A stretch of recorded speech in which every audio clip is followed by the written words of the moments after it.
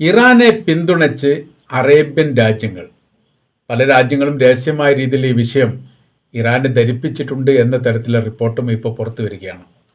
Middle ഈസ്റ്റിൽ ഇസ്രായേലിന് നേരെ ഇറാൻ ഇപ്പോൾ നടത്തിയ ആക്രമണം വലിയ പ്രതീക്ഷയുണ്ടാകുന്നു എന്ന തരത്തിലും ഇതിനെ വ്യാഖ്യാനിക്കപ്പെടുന്നു.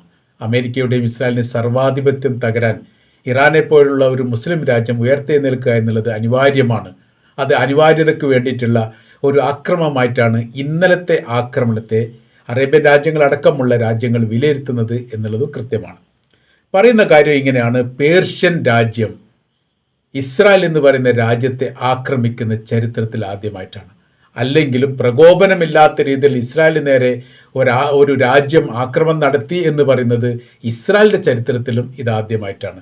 ഒരുപാട് യുദ്ധങ്ങളും കെടുതികളും വിഷയങ്ങളും പ്രശ്നങ്ങളും നടന്ന രാജ്യമാണ് ഇസ്രായേൽ എന്ന് പറയുന്നത്. ഇസ്രായേലിന് ചുറ്റുഭാഗമുള്ള മുസ്ലിം രാജ്യങ്ങളും യഥാർത്ഥത്തിൽ അങ്ങനെ തന്നെയാണ്. ഒരുപാട് യുദ്ധങ്ങൾ ഇസ്രായേലുമായിട്ട് നടന്നിട്ടുണ്ട്. പക്ഷേ ഒരു രാജ്യം ഒറ്റയ്ക്ക് നേരിട്ട് ആക്രമിക്കുക എന്ന് പറഞ്ഞാൽ അത് ഇല്ലാത്തതാണ്. മാത്രവുമല്ല, ചരിത്രത്തിൽ ഇതുവരെ ഇസ്രായേൽ തിരിച്ചാക്രമിച്ചു എന്നല്ലാതെ ഇസ്രായേലിന് നേരെ ഇങ്ങോട്ട് നേരിട്ടൊരു ആക്രമണം നടത്തിയൊരു സംഭവം ഇല്ല എന്ന് പറയാൻ വേണ്ടി സാധിക്കുന്നതാണ്. പ്രത്യേകിച്ച് പ്രകോപനപരമായിരിക്കുന്ന സംഭവങ്ങളെല്ലാം നടക്കാറുള്ളത് ഇസ്രായേലും അറേബ്യൻ രാജ്യങ്ങളും തമ്മിലാണ്.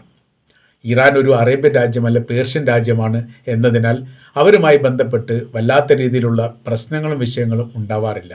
അത് ആരംഭിച്ചത് 2025 ഔദ്യോഗികപരമായിട്ട് ആരംഭിച്ചതെന്ന് പറയാം. എന്നാൽ ഒറ്റപ്പെട്ട രീതിയിലുള്ള പ്രശ്നങ്ങളും പ്രകോപനങ്ങളൊക്കെ ഉണ്ടാവാറുണ്ടെങ്കിൽ പോലും ഒരു യുദ്ധമായിട്ട് പരിണമിച്ചത് കഴിഞ്ഞ വർഷമാണ് എന്നുള്ളത് കൃത്യമാണ്.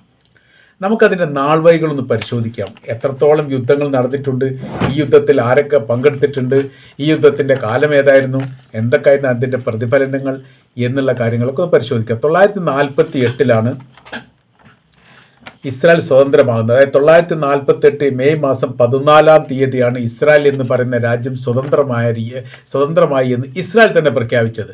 അല്ലാതെ വേറൊരു രാജ്യമാർക്ക് സ്വാതന്ത്ര്യം പ്രഖ്യാപിച്ചു. ഇന്ത്യക്ക് സ്വാതന്ത്ര്യം നൽകിയത് ബ്രിട്ടനാണ്, പാകിസ്ഥാനും അങ്ങനെയാണ്, ശ്രീലങ്കയ്ക്ക് അങ്ങനെയാണ്. അങ്ങനെ ഒരുപാട് രാജ്യം സ്വതന്ത്രമാകാറുണ്ട്. അത് മറ്റൊരു രാജ്യം സ്വാതന്ത്ര്യം പ്രഖ്യാപിക്കാറാണുള്ളത്.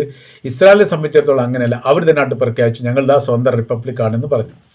ആ വർഷം തന്നെ അറേബ്യൻ രാജ്യങ്ങൾ ഇസ്രായേലുമായിട്ട് യുദ്ധം ആരംഭിക്കുകയും ചെയ്തു. 1948 അറബ് ഇസ്രായേൽ യുദ്ധം അങ്ങനെ ആരംഭിച്ചു. സ്വാതന്ത്ര്യ പ്രഖ്യാപനം കഴിഞ്ഞ് ഏകദേശം 2 മാസം കഴിഞ്ഞുകൊണ്ട് മെയ് മാസം കഴിഞ്ഞു.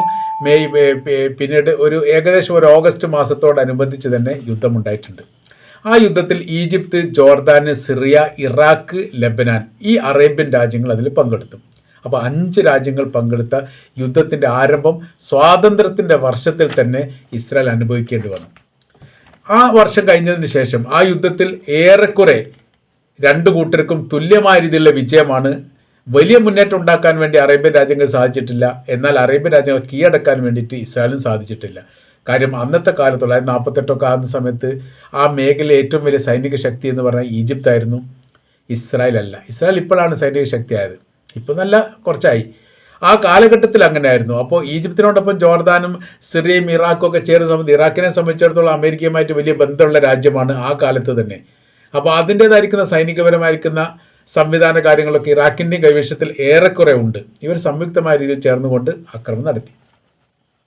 പിന്നീട് അടുത്ത യുദ്ധം നടക്കുന്നത് 1956 2ാം ഘട്ടം യുദ്ധം വന്നു. സൂയസ് ക്രൈസിസ് എന്നാണ് അതിന് പറയുന്നത്. അത് ഈജിപ്തും ഇസ്രായേലും UK-യും ഫ്രാൻസും പങ്കെടുത്തിട്ടുണ്ട് എന്നാണ് പറയുന്നത്. ഈജിപ്തിനോട് അനുഭാവം പ്രകടിപ്പിച്ചുകൊണ്ട് UK-യും ഫ്രാൻസും ഇസ്രായേലിനെതിരെ അണിനിരന്നിട്ടുണ്ട് എന്ന് ചില റിപ്പോർട്ടിൽ കാണാൻ വേണ്ടി സാധിക്കുന്നുണ്ട്. എന്നാൽ യുദ്ധം ആരംഭിച്ച ഒരു മുഹൂർത്ത എത്തിയ സമയത്ത് UK-യും ഫ്രാൻസും ഇടപെട്ടുകൊണ്ട് യുദ്ധം അവസാനിപ്പിച്ചതാണ് എന്നും പറയപ്പെടുന്നു. ഏതാണ്ട് 1956 വലിയ രീതിയിലുള്ള യുദ്ധം സൂയസ് ക്രൈസിസുമായിട്ട് നടന്നിട്ടുണ്ട് എന്ന് കൃത്യമാണ്. പിന്നീട് 1967 പിന്നീട് 1967 6 ഡേ വാർ ആണ് നടന്നത്. ഈജിപ്ത്, സിറിയ, ജോർദാൻ, ലെബനാൻ നേരിട്ടും മറ്റ് ചില അറേബ്യൻ രാജ്യങ്ങൾ സഹകരിച്ചും കൊണ്ടും നടത്തിയിരിക്കുന്ന ഒരു യുദ്ധമാണ്. ആ യുദ്ധത്തിൽ ഇസ്രായേൽ വലിയ രീതിയിലുള്ള വിജയമുണ്ടാക്കുകയും അറേബ്യൻ രാജ്യങ്ങൾ അമ്പേ പരാജയപ്പെടുകയും ചെയ്തു. അന്ന് വരെ ഉണ്ടായിരുന്ന ഇസ്രായേൽ ഭൂമി 4 ഇരട്ടിയായി വർദ്ധിക്കാൻ ഈ യുദ്ധം കാരണമായിട്ടുണ്ട് എന്നാണ് വിലയിരുത്തുന്നത്. അതിൽ ഈ ഫ്രാൻസും അമേരിക്കയും അടക്കമുള്ള രാജ്യങ്ങൾ ഈജിപ്തിന് ഒറ്റുകൊടുത്തിട്ടുണ്ട് എന്നുള്ള റിപ്പോർട്ടാണ് പിന്നീട് വന്നത്. വലിയ രീതിയിലുള്ള രഹസ്യങ്ങൾ ചോർത്തി ഇസ്രായേൽ നൽകുകയും ഇസ്രായേലിനോടൊപ്പം അമേരിക്ക അടക്കമുള്ള യൂറോപ്യൻ രാജ്യങ്ങൾ യുദ്ധത്തിൽ പങ്കാളിത്തം വഹിച്ചിട്ടുണ്ട് എന്നൊക്കെ പിന്നീട് പറയപ്പെട്ടിട്ടുണ്ട്. ഏതായിരുന്നാലും ആ യുദ്ധത്തോടനുബന്ധിച്ചാണ് പല ഭൂപ്രദേശങ്ങൾ ഗസ ഈജിപ്തിന് നഷ്ടമായി, ഗോലാൻ കുന്ന് സിറിയക്ക് നഷ്ടമായി, വെസ്റ്റ് ബാങ്ക് ജോർദാന് നഷ്ടമായി, ലെബനാൻ്റെ ഈ ഗ്രാമീണ പ്രദേശങ്ങൾ ഒരുപാട് സ്ഥലങ്ങൾ അവർക്ക് നഷ്ടമായി. പിന്നീട് അത് ഒരു പരിധിവരെയൊക്കെ തിരിച്ചു പിടിച്ചിട്ടുണ്ടെങ്കിൽ പോലും വലിയ നഷ്ടങ്ങൾ ഉണ്ടായിരിക്കുന്ന ഒരു കഥയാണ് അന്ന് പറയാനുള്ളത്. ആ യുദ്ധം കഴിഞ്ഞു. ഇതിലൊക്കെ നമ്മൾ ഈ പറയുന്ന യുദ്ധങ്ങളുമായിട്ട് ബന്ധപ്പെട്ട എല്ലാത്തിലും നേരിട്ട് പങ്കാളിത്തം വഹിച്ചത് അറേബ്യൻ രാജ്യങ്ങളാണ്. അവിടെ നിന്നും ഇറാൻ്റെ പേര് പരാമർശിച്ചിട്ട് പോലുമില്ല. 973 യോങ്കിപ്പൂർ യുദ്ധം നടക്കുന്നു. അതിൽ ഈജിപ്ത്, സിറിയ, മറ്റ് അറേബ്യൻ രാജ്യങ്ങളുടെ സഹകരണത്തോടു കൂടി നടത്തിയ യുദ്ധമാണ് 73 കാലഘട്ടത്തിൽ. പിന്നീട് 982 ലെബനാനുമായിട്ട് യുദ്ധം നടക്കുന്നു. ലെബനാൻ ഇസ്രായേലും ഹിസ്ബുള്ള ഗ്രൂപ്പും നേരിട്ട് യുദ്ധം നടക്കുന്നത് 82ലാണ്. 81, 82 ആ കാലഘട്ടത്തിലാണ് ഹിസ്ബുള്ള ഗ്രൂപ്പ് രൂപീകരിക്കുന്നത്. അത് ഇസ്രായേൽ വിരുദ്ധ ഗ്രൂപ്പായിട്ടും അവർക്കെതിരെയുള്ള യുദ്ധത്തിന് വേണ്ടി രക്തസാക്ഷിത്വം വഹിക്കുക എന്നുള്ള ആശയത്തിൻ്റെ അടിസ്ഥാനത്തിലാണ് ഇത് രൂപീകരിച്ചത്. ഹിസ്ബുള്ള ഗ്രൂപ്പ് എന്ന് പറഞ്ഞാൽ ഇറാൻ്റെ മിലിഷ വിഭാഗത്തിൻ്റെ സായുധ സംഘമായിട്ടാണ് ലെബനാനിൽ അവർ പ്രവർത്തിക്കുന്നത്. അവരുമായി നേരിട്ട് യുദ്ധം തുടങ്ങിയത് 82 കാലഘട്ടത്തിലാണ്. ഈ ലെബനാൻ എന്ന് പറഞ്ഞാൽ അറബ് രാജ്യമാണ്, നമുക്കറിയാവുന്നല്ല. 2008 മുതൽ പിന്നീട് ഗാസയുമായിട്ട് ബന്ധപ്പെട്ടുള്ള യുദ്ധം ആരംഭിച്ചു.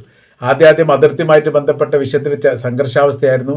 പിന്നീട് അത് ആക്രമണത്തിൻ്റെ രീതിയിലേക്ക് വന്നു. അത് പരസ്യമായ രീതിയിൽ ഇസ്രായേൽ ഗസയും അങ്ങോട്ടും ഇങ്ങോട്ടും ആക്രമിക്കുന്നതും മരണങ്ങളും പിന്നെ ആളെ തട്ടിക്കൊണ്ടുപോയാലും അതിനുവേണ്ടി വിലപേശലും അതുമായിട്ട് ബന്ധപ്പെട്ട ഒരുപാട് വിഷയങ്ങളും പ്രശ്നങ്ങളും ഇതുമായിട്ട് ബന്ധപ്പെട്ട് 2008 മുതൽ ആരംഭിച്ചു. പിന്നീട് ഇടയ്ക്കിടയ്ക്കൊക്കെ മറ്റുള്ള രാജ്യങ്ങളൊക്കെ ഇടപെട്ടുകൊണ്ട് മധ്യസ്ഥതാക്കും, പ്രശ്നങ്ങൾ താൽക്കാലികപരമായി അവസാനിക്കും. ഘട്ടം കഴിഞ്ഞാൽ പിന്നീട് അത് തുടരും. 2023 ഒക്ടോബർ 7 ഹമാസ് ഇസ്രായേലിനെ ആക്രമിച്ചതോടുകൂടി അത് യുദ്ധത്തിൻ്റെ പാറ്റേണും രീതികൾക്കും വലിയ മാറ്റങ്ങളുണ്ടായി. അതുവരെ ലോകം കാണുകയും കേൾക്കുകയും ചെയ്യുന്ന കേൾക്കുകയും ചെയ്ത ചരിത്രമല്ല 2023 ഒക്ടോബർ 7 ശേഷം പിന്നീട് ഉണ്ടായത് എന്നുള്ളതും ഒരു സത്യമാണ്. UN secretary general Antonio Guterres തന്നെ പറഞ്ഞത് ശൂന്യതയിൽ നിന്നല്ല ആക്രമണം ഉണ്ടായത്. ആ ആക്രമണം ഉണ്ടായതിന് ചരിത്രപരമായിരിക്കുന്ന ഒരു യാഥാർത്ഥ്യങ്ങളുണ്ട്. പിന്നാമ്പുറം പരിശോധിക്കണം, ഇന്നലകൾ പരിശോധിക്കണം. ആ സമയത്ത് മാത്രമേ ഫലസ്തീനെക്കുറിച്ച് അറിയാൻ വേണ്ടി സാധിക്കുകയുള്ളൂ. അവർക്ക് വേണ്ടിയിട്ട്, ആ ഫലസ്തീൻ്റെ സ്വാതന്ത്ര്യത്തിന് വേണ്ടിയിട്ടാണ് അവർ പോരാടുന്നത്. ഇസ്രായേൽ എന്ന് പറയുന്ന രാജ്യം നിലനിൽക്കുന്നത് തന്നെ ഫലസ്തീൻ്റെ മണ്ണിലാണ്. അവിടുന്ന് വിട്ടുപോകണമെന്ന് അവർ പറഞ്ഞ് ന്യായമാണ് എന്ന് UN സെക്രട്ടറി ജനറൽ പറഞ്ഞത് വലിയ വിവാദമായി മാറിയതാണ്. ഇന്നലെ അഥവാ ജൂൺ മാസം 8 2026 പേർഷ്യൻ രാജ്യം, ഇറാൻ എന്ന് പറയുന്ന രാജ്യം നേരിട്ട് കൊണ്ട് ഇസ്രായേലിനെ അപ്രതീക്ഷിതമായ രീതിയിൽ കനത്ത ആക്രമണം നടത്തി. അത് ചരിത്രത്തിൽ ആദ്യമായിട്ടാണ്. 2025 2026 ഫെബ്രുവരി മാസത്തിലും ഇറാൻ ആക്രമണം നടത്തിയിട്ടുണ്ട്. അത് ഏതാ അതിൻ്റെ കാര്യം എന്ന് പറയുന്നത്, ഇസ്രായേൽ ഇറാനെ ആക്രമിച്ചതിന് പ്രത്യാക്രമണമായിട്ടോ പ്രതികാരമായിട്ടാണ് തിരിച്ചടി ഉണ്ടായത്. എന്നാൽ ഈ വിഷയത്തിൽ അത്ര ഒരു സംഭവം ഉണ്ടായിട്ടില്ല എന്നുള്ളതാണ് ഇവിടെ പ്രസക്തമാകുന്നത്. അതിൽ 2 കാര്യം ആ വിഷയമായിട്ട് ബന്ധപ്പെട്ട് ചരിത്രകാരന്മാരിപ്പോൾ വിവരിക്കുന്നുണ്ട്. അതിലൊന്ന്, ഇറാൻ്റെ സൈനികപരമായിരിക്കുന്ന ബലവും ശക്തിയും ഇറാൻ തന്നെ തിരിച്ചറിഞ്ഞത് ഈ അടുത്ത കാലത്താണ്. ഞങ്ങൾക്ക് ഇത്രത്തോളം ശക്തിയുണ്ട്, ഇത്രത്തോളം ബലമുണ്ട് എന്നൊക്കെ ഒരു തിരിച്ചറിവുണ്ടാകുന്നത് ഇറാന് ഈ അടുത്ത കാലത്താണ് എന്നുള്ളതാണ് അതിൻ്റെ യാഥാർത്ഥ്യം. ഖാസിം സുലൈമാനി എന്ന ഇറാൻ്റെ സൈനിക മേധാവി, ഏറ്റവും മുതിർന്ന സൈനിക മേധാവിയും അടുത്ത പ്രസിഡന്റ് സ്ഥാനാർത്ഥിയും കൂടി ആവേണ്ട അദ്ദേഹത്തെ ബാഗ്ദാദിൽ വെച്ച് ഇസ്രായേലും അമേരിക്കയും കൊലപ്പെടുത്തി എന്ന് പറഞ്ഞാൽ സിമ്പിളായിരിക്കുന്ന കൊലപ്പെടുത്തലല്ല. അന്ന് ഇപ്പോഴത്തെ അമേരിക്കൻ പ്രസിഡന്റ് ഡൊണാൾഡ് ട്രംപ് തന്നെയാണ് അന്നത്തെയും പ്രസിഡന്റ്. അദ്ദേഹം പറഞ്ഞിരിക്കുന്നത് ഖാസിം സുലൈമാനിയെ കൊലപ്പെടുത്തുന്നത് ലൈവായ രീതിയിൽ എനിക്ക് കാണണമെന്നുള്ളതാണ്. അങ്ങനെ കാണിച്ചുകൊണ്ടാണ് കൊല നടത്തിയത്. അതിന് ഏറെക്കുറെ മിസൈൽ ആക്രമണം നടത്തിക്കൊണ്ട് പ്രത്യാക്രമണം നടത്തുകയും 12 അമേരിക്കൻ സൈനികരെ കൊലപ്പെടുത്തുകയും ചെയ്തിട്ടുണ്ട്. പക്ഷേ ഒരു യുദ്ധമായിട്ട് പരിണമിക്കാൻ അത് ധാരാളം മതി. ഇറാൻ അത് ചെയ്തിട്ടില്ല. ഈ 2 കാര്യങ്ങൾ നമ്മൾ ഒന്ന് പറഞ്ഞത് അവരുടെ ശക്തി തിരിച്ചറിഞ്ഞതുമായി ബന്ധപ്പെട്ട്, രണ്ടാമത്തത് ഇസ്രായേലും അമേരിക്കയും ഇത്രയേ ഉള്ളൂ എന്നുള്ളത് ഇറാൻ മനസ്സിലാക്കുകയും ചെയ്തു. എപ്പോഴും ആക്രമിക്കാൻ വിഷയമൊന്നുമില്ല. ഇറാനെ അമേരിക്കക്ക് ആക്രമിക്കാൻ പറ്റുമെങ്കിൽ തീർച്ചയായിട്ടും ഇസ്രായേലിനെ ഇറാനും ആക്രമിക്കാൻ വേണ്ടി പറ്റും. അത്രത്തോളം അവർക്ക് പ്രതിരോധ സംവിധാനങ്ങൾ ഉള്ളൂ എന്ന് തെളിയിക്കപ്പെട്ട ഒരു യുദ്ധം കൂടിയാണ്. അപ്പോൾ രണ്ട് കാര്യം ഇതിലുണ്ട്. അതിലൊന്ന്, ഇറാന് സൈനികപരമായിരിക്കുന്ന ശക്തി അവർ തന്നെ തിരിച്ചറിഞ്ഞു.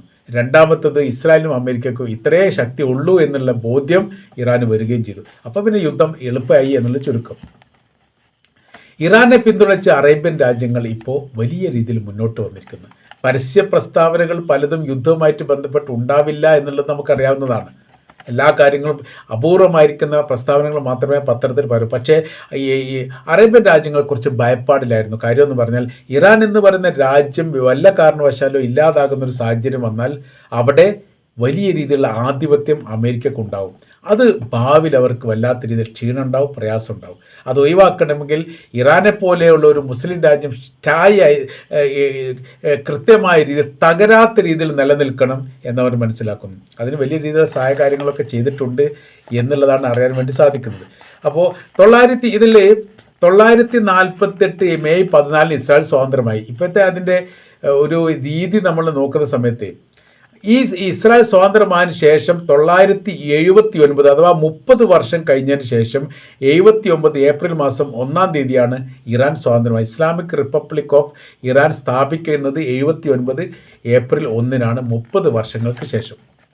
പിന്നീട് ഈ 30 വർഷത്തിന് ശേഷമുള്ള ഇറാൻ്റെ വളർച്ചയാണ് കാണുന്നത്. ലോക രാജ്യങ്ങളോട് കിടപിടിക്കാൻ മാത്രം ശക്തിയോടുകൂടി ഇറാൻ വളർന്നു എന്ന് പറഞ്ഞാൽ നിസ്സാര കാര്യമൊന്നുമല്ല. അപ്പോൾ നമ്മൾ പറഞ്ഞു വരുന്ന വിഷയം, ഇപ്പോഴത്തെ ഈ ഇറാൻ്റെ ഇന്നലെ നടത്തിയ മുന്നേറ്റം നിസ്സാരമായിരിക്കുന്ന കാര്യമൊന്നുമില്ല. അതീവ ഗൗരവത്തിൽ തന്നെയാണ് അറേബ്യൻ രാജ്യങ്ങൾ എടുക്കുന്നത്. അവർക്ക് വല്ലാത്തൊരു സമാശ്വാസം ഉണ്ടായിട്ടുണ്ട്. ഒരു പ്രശ്ന വിഷയം ഉണ്ടാകുന്ന സമയത്ത് പ്രതികരിക്കാൻ ഒരു രാജ്യമുണ്ട് എന്നൊരു അഭിമാനം ഇറാൻ്റെ പേരിൽ ഇപ്പോൾ അവർ കൊള്ളുന്നു എന്നുള്ളതാണ് ഇതിൻ്റെ യാഥാർത്ഥ്യം.